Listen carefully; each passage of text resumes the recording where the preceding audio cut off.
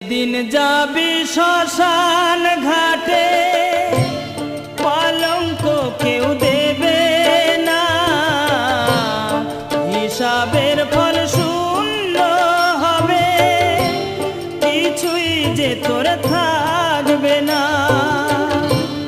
যেদিন যাবি শ্মশান ঘাটে, কলঙ্ক কেউ দেবে না, হিসাবের ফল